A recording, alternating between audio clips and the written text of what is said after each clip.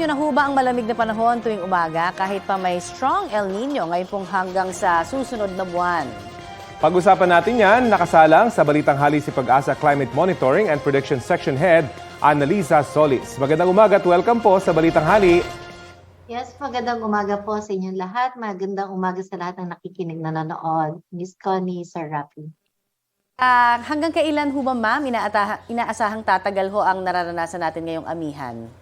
Sarap eh. Sa ngayon, meron tayong mga cold surge, itong mga amihan. So mararanasan pa rin natin ito po niyan muling hihina.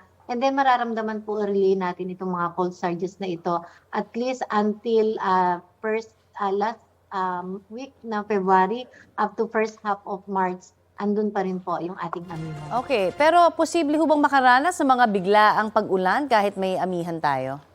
Yes po, makakaranas pa rin tayo. So usually, meron din pa rin pong mga local thunderstorm at saka mga shear line na posible makaapekto dito sa ating bansa. And at the same time, medyo malamig din yung hangin na dulot ng amihan. So kapag nag-interact din po yan dun sa mainit na hangin dito sa may dagat Pasipiko, sa nagbibigay pa rin po yan ng mga local thunderstorm activities. At shear line, di ba? Pagka yung malamig na init, mainit na panahon magsama. Ano ho yung mga weather phenomena? Asahan pa rin po natin kung aabot pa hanggang February ang strong El Nino, ma'am.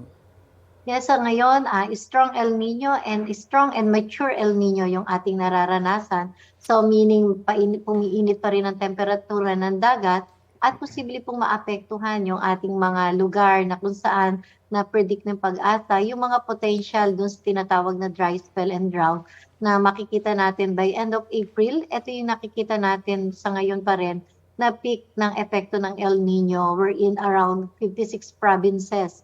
By end of April, ang possible dun sa meteorological drought. So, ibig sabihin lang po nito, Miss Connie, mga around more than 21 to more than 60% yung magiging reduction sa tubig ulan. At actually, ito nangyayari na rin dun sa mga ibang lugar since August last year. Ilang taniman po sa norte yung sinalakay ng peste na nagsulputan dahil daw sa pabago-bagong klima. Posible po ba talaga ito? Yes, tama po yan dahil meron pong mga iba't iba kasing stage yung ating mga peste or yung mga pests and diseases natin lalong-lalo na sa ating mga pananim. So kung nagkakaroon ng medyo malamig na temperatura and at the same time magkakaroon ng konting moisture at then biglang iinit. So may mga ganun pong mga pests and diseases na favorable dun sa mga growth ng mga ganitong mga nakikita natin sa ating mga crops, lalong-lalo na po dyan sa may Luzon area. Epektibo ba yung pamatay peste? Yun po ang nasa Department of Agriculture po at sa ating yun mga na lang talaga daw dumadami yung gumagamit ng pamatay peste dahil sa mga ganitong weather phenomena naman ang dahilan. Ang tanong po ng mga kababayan natin, ilang bagyo po ba yung asahan natin sa taong ito? Sir, sa ngayon, mga around 13 to 19 ang inaasahan natin ng mga bagyo, which is below normal pa rin po doon sa usual na mga around 19 to 20 na bagyo. So inaasahan po natin, base sa initial forecast ng pag-asa, yung first half ng 2024 from January to June, mga around 2 to 5 na bagyo ang possible po na pinopredict natin. Pero dahil po ba sa El Nino, mas malalakas ang posibleng mga bagyong ito na paparating kahit mas mababa kaysa sa bilang na normal?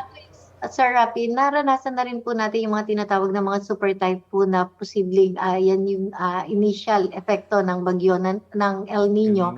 Nung pong nakaraang taon, so nagkaroon po tayo ng 3 super typhoon last year at nagkaroon din po tayo ng mga enhanced habagat or southwest monsoon activity. So yun na rin po yung mga naging early impacts ng El Nino.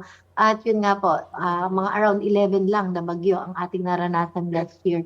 So yun yung mga initial effect po ng El Nino sa atin. So talagang extreme sa mga weather natin. Maraming salamat po, Pag-asa Climate Monitoring and Prediction Section Head, Annalisa Solis. Good morning. Good morning. Kapuso, para sa mga maiinit na balita, mag-subscribe sa GMA Integrated News sa YouTube.